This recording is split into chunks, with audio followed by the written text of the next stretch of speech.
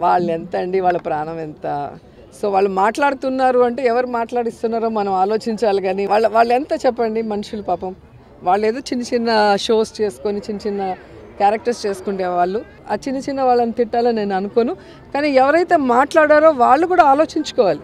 పిచ్చి పిచ్చిగా మాట్లాడటం లేదా చిన్న చిన్న ఆర్టిస్టులు పెట్టుకొని ఏదంటే అది మాట్లాడిస్తే ఇంకా చులకన అయిపోతారు. ఆ మనిషి పైకి 30 బండ్లు 40 బండ్లు, ఈమె గన్మ్యాన్లు, ఈమె హోదా, ఈమె టింగు నన్ను చూడు, నా అందం చూడు. ఏమైందమ్మా ఈరోజు? ఏం చూడాలి నీకు? ఎగిరిగిరి పడ్డావు, 1000 కోట్లు దంచావు నువ్వు. ఈరోజు నగిరిలో అట్ర ఫ్లాప్ అయ్యావు నువ్వు. ఏం కర్మ నీకు? వెంకటేశ్వర స్వామి దగ్గర జరిగే అవినీతిని ఒక్కరోజు ప్రశ్నించకపోయాను. జగనన్న అందరూ నిన్ను మెచ్చుకుంటున్నారన్న అన్న గొడ్డలే ఏం కాదు. 10 మేము ముష్టి వేసాం అనుకోండి, గాడిద కొడకలారా మీకు 10 ముష్టి వేసాం. ఆ 10తో బతకండి. ఈరోజు అపోజిషన్ లేదు.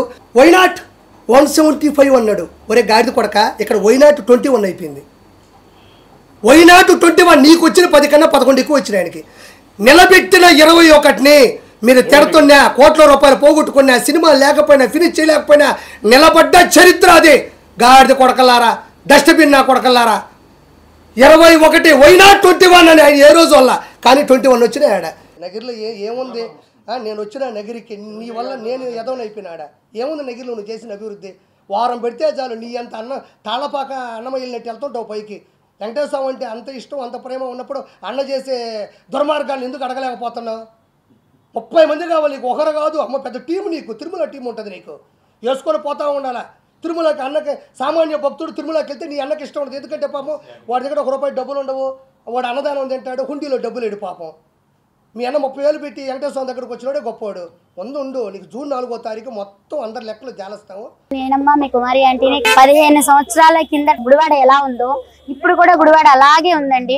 గుడివాడ అభివృద్ధి చెందాలంటే అందరం రావాలి, అందరం కలిసికట్టుగా చేసుకుంటేనే మన అభివృద్ధి అనేది మన చేతుల్లోనే ఉందండి. కాబట్టి ఆ అభివృద్ధి కోసం నేను హైదరాబాద్ నుంచి నా స్వస్థ స్థలమైన పెద్దరికపాడికి రావడం జరిగిందండి.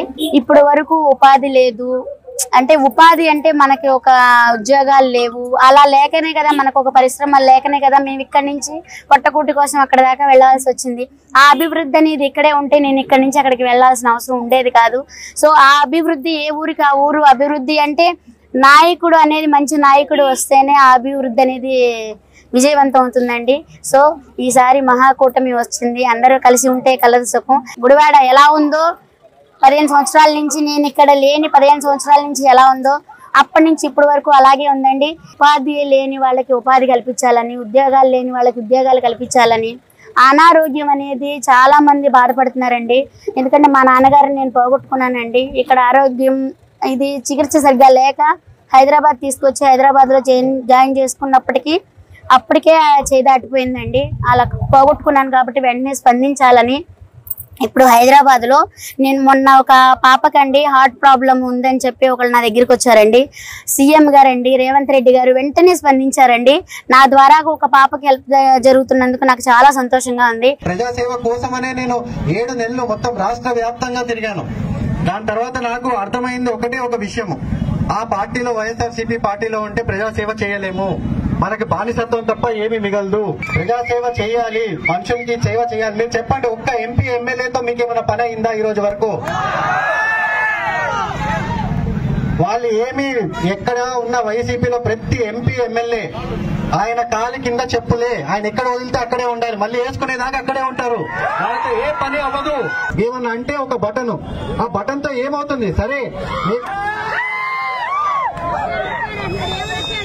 బటన్ తో పాటు ఒక బొచ్చ కూడా ఇస్తే అయిపోద్ది మొత్తం రాష్ట్రానికి. అన్ని రాష్ట్రాలు వేరే డైరెక్షన్ లో వెళ్తుంటే మనం ఇంకో వైపు వెనక్కి పోతున్నాము. అన్ని విధాలుగా వెనక్కి పోతున్నాం. మెల్లగా చూస్తే బర్మాలో కలపాల్సి వస్తుంది మనల్ని. అందరికీ హాయ్ అండి. నేను మీ హైపరాది పిఠాపురం ఎమ్మెల్యే గారి తాలూకా. ముఖ్యంగా ఇంకా ఈ ఓటేసిన గుర్తు పోకముందే కూటమికి గుర్తుండిపోయే విజయాన్ని అందించినటువంటి ఆంధ్రప్రదేశ్ ప్రజలందరికీ కూడా చాలా చాలా చాలా పెద్ద థ్యాంక్ యూ.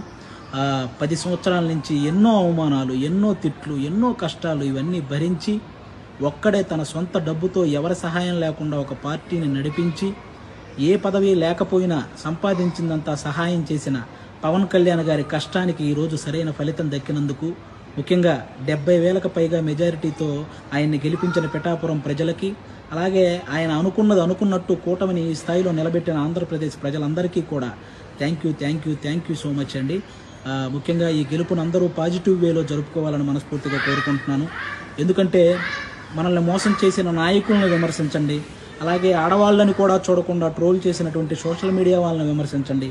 కానీ ఎవరైతే సగటు కార్యకర్తలు ఉంటారో వాళ్ళని మాత్రం ఎవ్వరూ ఏమనకండి. ఎందుకంటే వాళ్ళు కూడా మనలాంటి వాళ్ళే, గెలిస్తే ఆనందపడతారు, ఓడిపోతే బాధపడతారు. కాబట్టి అలాంటి వాళ్ళ జోలికి వెళ్లకుండా మన గెలుపుని హ్యాపీగా పాజిటివ్ వేలో చేసుకోవాలని మనస్ఫూర్తిగా కోరుకుంటూ థ్యాంక్ యూ.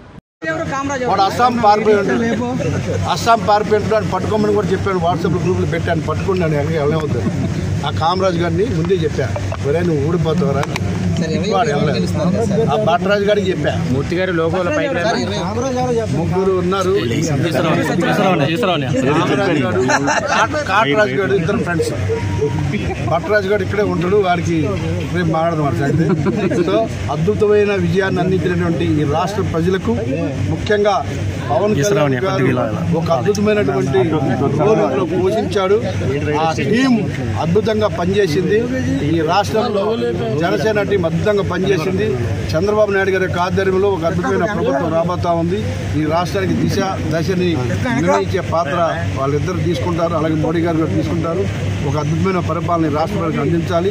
అంత నమ్మకంతో ఇవాళ ఎన్ని ఓట్లు పడ్డాయి. అభివృద్ధి, ముఖ్యంగా విశాఖపట్నం అభివృద్ధి మీరు చూసుకోండి. ఎయిర్పోర్ట్ అన్నారు, గెలిచినప్పుడు మళ్ళీ బయటకు వచ్చి రోజు చెప్పా, నువ్వు నాశనం అయిపోతావు, పుట్టగదులు లేకుండా పోతే నేను ముందు రోజే చెప్పా.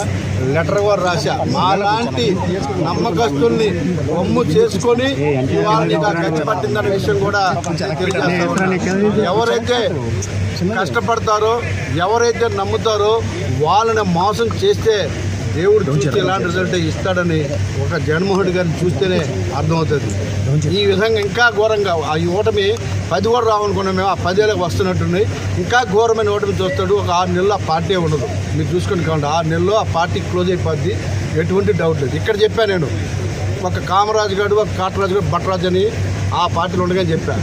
వాళ్ళు ముగ్గురు, కామరాజు గారు ఎక్కడున్నాడో పట్టుకోండి, భట్రాజు గారు ఎక్కడున్నా వాడికి త్వరలో ఉంది. అలాగే ఆ ముగ్గురు రాజులు ఎక్కడున్నారో వాళ్ళు మాత్రం వదిలేదు లేదన్న విషయం ఆ రోజు చెప్తున్నా, ఇప్పుడు చెప్తున్నా. ఇవాళ ఈ రాష్ట్రంలో అభివృద్ధికి ఓటేశారు.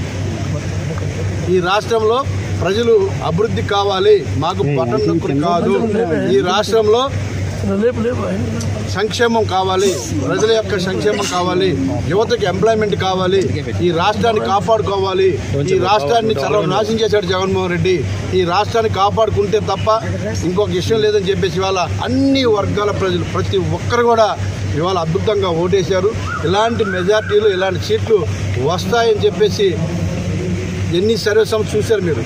ఒకే ఒకటి కేకే సంస్థ, అది యాక్చువల్గా దిగిపోయింది. ఆయన పూర్తిగా ఆరా తీశాడు. ఆయన అక్కడ ఫుల్గా జగన్మోహన్ రెడ్డి గారు ఆరా తీసాడు, నార తీసేసుకున్నాడు. అవురా ఆరా అయిపోయింది. ఇంకో ఏదో ఒక ఛానల్ ఉంది, నీతికి నిజాయితీకి నెంబర్ 1 అని, అది పీకిపోయింది. అది పీకిపోయింది, అది నాగేసింది.